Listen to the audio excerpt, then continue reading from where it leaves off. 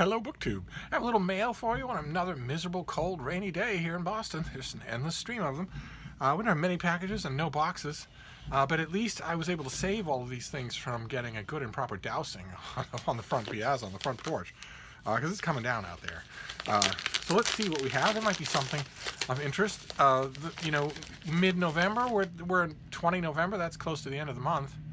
And then we move into December, and that tends to be something of a doldrums for the publishing industry, so I don't know how much we'll get that'll be of first-class interest. The bean is on the ready.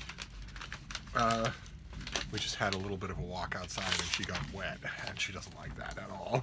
Oh, great. Fantastic. Okay, this is a double. Great. This comes out in late February. This is by a great natural history writer, Bernd Heinrich, the author of Ravens in Winter and The Mind of the Raven. And this is White Feathers, The Nesting Lives of Tree Swallows. That is a tree swallow, that beautiful creature.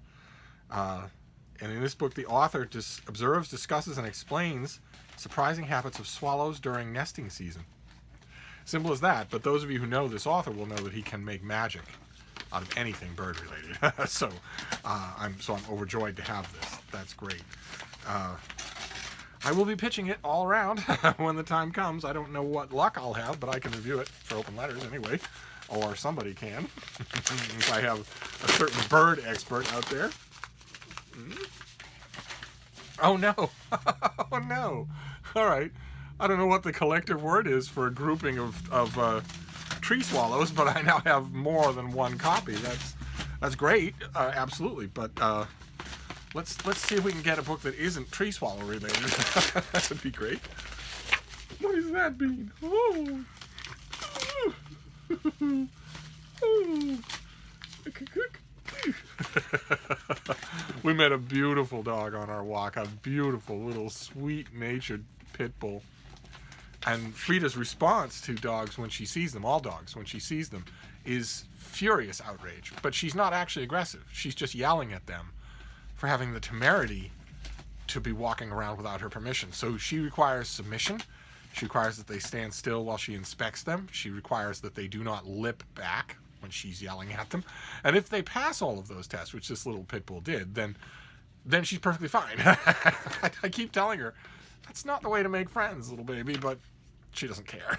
So, oh, okay. Okay, this is an IQ novel from Joe Ide. This is High Five. I think we saw at least one other IQ novel from this author. It is my absolute pleasure. The pub sheet starts off as talk about high amounts of optimism. It is my absolute pleasure to say that Joe Ide needs no introduction. At this point, I might want to issue your semi-annual reminder that 99.9% of the people on Earth not only do not read anything ever, but would consider it a severe punishment if you made them. Okay? All right. Prior to 2016, that may not have been the case, but since Ide's debut novel IQ exploded onto the scene and proceeded to win the Seamus, McCavity, and Antony Awards for Best First Novel, while also being nominated for the Edgar Award, the Standard Critics Award, and the Barry Award, it's safe to say his profile has skyrocketed.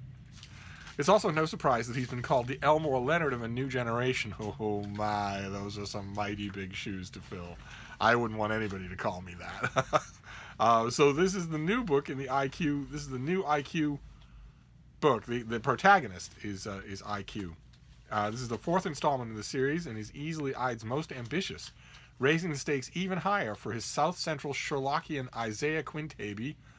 In a departure from his usual pro bono work around the neighborhood, Isaiah takes on a paying client, a vicious arms dealer, Angus Byrne, whose employee Tyler has been murdered and whose daughter Christiana is currently the only suspect. Isaiah must clear Christiana's name or else, but trouble and pressure easily mount when he discovers Christiana and her 5 distinct personalities all have entirely different recollections of the events leading up to Tyler's murder. Okay. All right, fantastic. Well, I seem to remember loving IQ. So, let's see here. This comes out in late January, so it's on the way, but it's not quite here yet. And it's not tree swallow related. so let's see. Let's see what this next one is. We're gonna get through this in very little time. Imagine that, a 6-minute mail haul.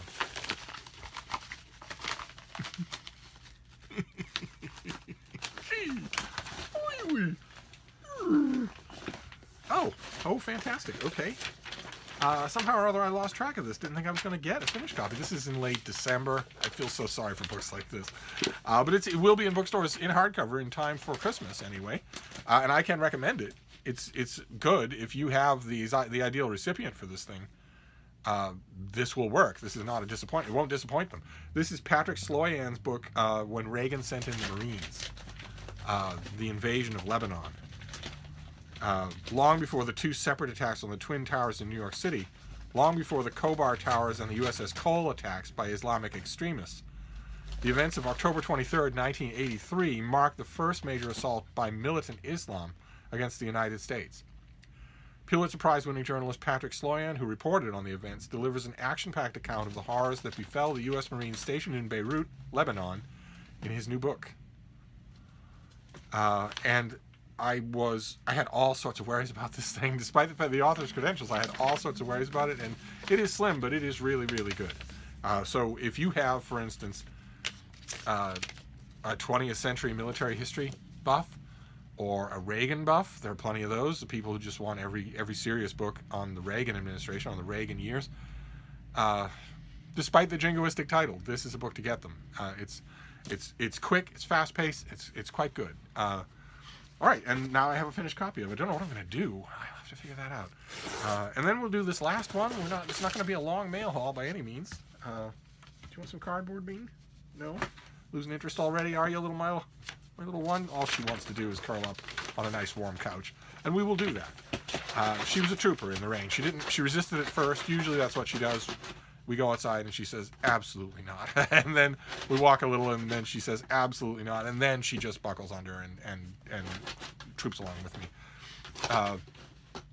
Okay, so this is due in mid-January. This is going to be an original paperback. This is Javier Cercas, C-E-R-C-A-S. And it is Soldiers of Salamis. Soldiers of Salamis is it's just an advanced copy, but that's what it's going to look like. And it's called a simultaneous Spanish language edition from Vintage Espanol. Oh, so this is okay. So Vintage is coming out with a Spanish language version of this book at the same time they bring out the English language version. Okay. All right. Well, I don't need to show you that, do I? Best-selling author Javier Cercas is the winner of the European Book Prize, and his work has been longlisted for the Man Booker International Prize. In the international bestseller Soldiers of Salamis, he takes on an additional role as a character investigating a life-altering encounter during the Spanish Civil War. He writes himself into this genre-bending auto-fictional blend of fact and fiction, coming out on January 14th as a trade paperback original from Vintage Books. We are thrilled to announce the simultaneous publication of Soldiers of Salamis as a Spanish language edition, as well as the newly translated novel The Lord of All the Dead. Interesting. That's an interesting gambit. Okay, well, so I don't know this author anywhere near as well as it sounds like I should. But he has a new book in which he is the author and the star coming out in mid-January. So I will get to know him. I'm not right away. I won't be doing it until January. But okay, there you go. Not a bad little mail haul for a pouring rain day. So we have When Reagan Sent in the Marines. It gets a recommendation. So whether it's not a long thing at all. It's a stocking stuffer, an additional gift, something like that. We're headed into the holidays, so naturally I'm thinking about gifts for any of you who might have bookish people on your list. And if you have somebody who remembers these times, remembers these events, that sort of thing, likes a light but well-researched historical narrative, this will work just fine. Then we have an IQ novel, High Five, from the new Elmore Leonard. My, that is brutal. I don't know. I mean, I liked IQ, but I don't know about that. Then Soldiers of Salamis. That's going to be a paperback original in 2 languages.